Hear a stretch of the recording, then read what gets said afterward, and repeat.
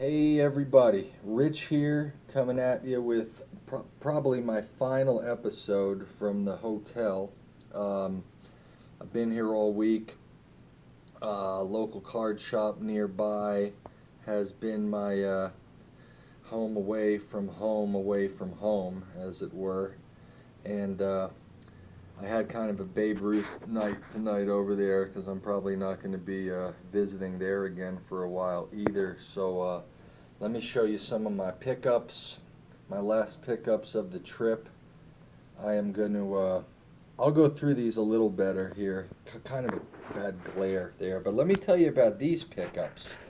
I literally picked these three cards up off the ground. They were in a torn, old, weathered, loose leaf binder page, blowing around an oil field. I was working out in a field.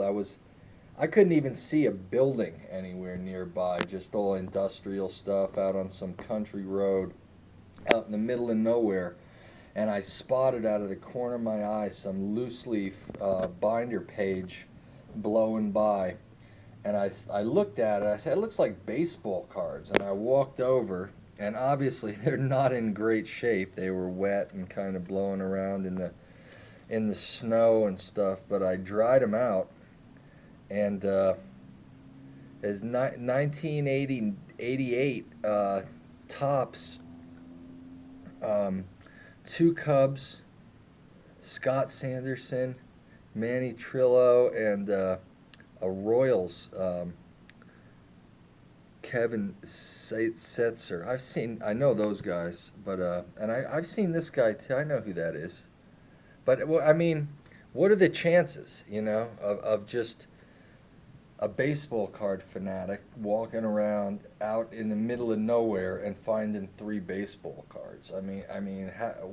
When does that happen? But anyway, that's crazy, huh? Crazy story, but true.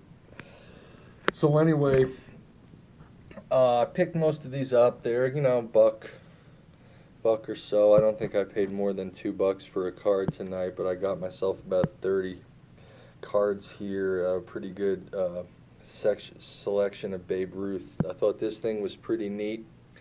Don't know the history of this card. It's a Topps. Looks like it's 2010. Not as old. Bunt Sacrifice. Here's an O-Pee-Chee. Let's see what year this thing's from, because this was one of the first ones that jumped out at me. 2008. Looks like it's in good shape. Kind of neat. Somehow I wound up with two of these. I don't think I even meant to do that. Ruth and Gehrig. I think that's from the maybe 2011 top set. I'm not going to flip over every card, but there's a Babe Ruth 100-year birthday card, so that's got to be from, if it was truly his 100th birthday, what year would that be? We'll just skip by it for now. I'm going to look at these a lot more thoroughly later. I know this top set here. What year is this? Actually, it might be a done in the style of that 80s. What is this? 2010. It's not as old as I thought. It's done in an older style. This is pretty neat. Retro-looking card. I don't think I saw a date on this one, so I don't know the history. Anybody that knows anything about any of these cards, let me know, because they don't all have a date on them, like this one. Again, no date as to when it was manufactured, or even the company that manufactured it. I don't know if that's something from a cereal box or something. Okay, and then there was this set. I got 1, 2, 3, 4 different Babe Ruth cards out of it. Let's look at the back of one of these so we can see what it is. I don't quite remember. The 1992 Babe Ruth collection, Mega Cards Incorporated. I don't think I had anything from that set before. And then here's some rookie cards. Let's look at these real quick. It's from the Heritage set, 2016 Heritage. Greg Bird, James Pazos, Severino, and Miguel Sanyo. Did I say that right? I know him. And the Twins, I've seen him play. But anyway, 3 Yankees on the 2 cards. Thurman Munson. I'm not even sure I had a Thurman Munson card before. Maybe 1. But this one's pretty nice. 2010. Check this out. Mickey Mantle. He had a stack of these.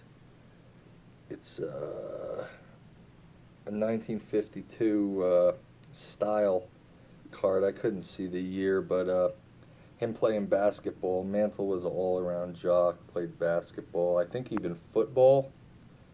Yeah, football and basketball. Okay, check these out. Some older cards from the 60s, I believe these are all from. I believe these 4 cards. Whitey Ford. I don't think I had a Whitey Ford until now. I used to have a few when I was a kid from the 1976 Sporting News set, which I have not found. There's those rookies again. Pretty cool. Rookie cards. Bowman. Greg Bird. Check it out. It has him listed as a catcher. I believe he was drafted as a catcher, and then they put him at first base when he came to the majors. But a Colorado native, Aurora, Colorado, is where he hails from. Lived there in his high school years. I think he moved to Colorado when he was a kid, as I recall, from the south. I don't remember where. But check these out now. This card is going back to, I don't have a date. Help me out if you know the date on that Mel Stottlemyre Yankees pitcher. And then check out my 1959 original. These are the oldest cards I own, okay? They're not in great shape. Some dork signed them, put his initial on them, an R. I mean, at least that's my initial, but I sure hope nobody thinks I wrote on some 1959 original tops set here. I would not do that. But these are all from 1959, except possibly this one, Art Ditmar. This one is, but I'm not sure what that one is. I don't think I saw a date on it. But let's look at the back of one of these so you can see that. It's got the stats through 58. And that's pretty cool. I mean, I know they're not in great shape, but just to have 60-year-old cards is a pretty neat thing for me. And then I don't see the date on this, but I'm thinking it's nearly as old. I don't see anything to make me think it's not from the 50s or maybe 1960 or so. But anyway, there's the pickups. The blowing around the field pickups, the local card shop pickups, and I need to get organizing. This is my last night here, like I said, and I got to get all these boxes filed into my last card case. That one's empty. I bought a single row storage box too for anything that doesn't fit into that last box. But anyway, that's it. I'm gonna wrap it up here. Say thanks for watching, everybody. God bless, and we'll see you around.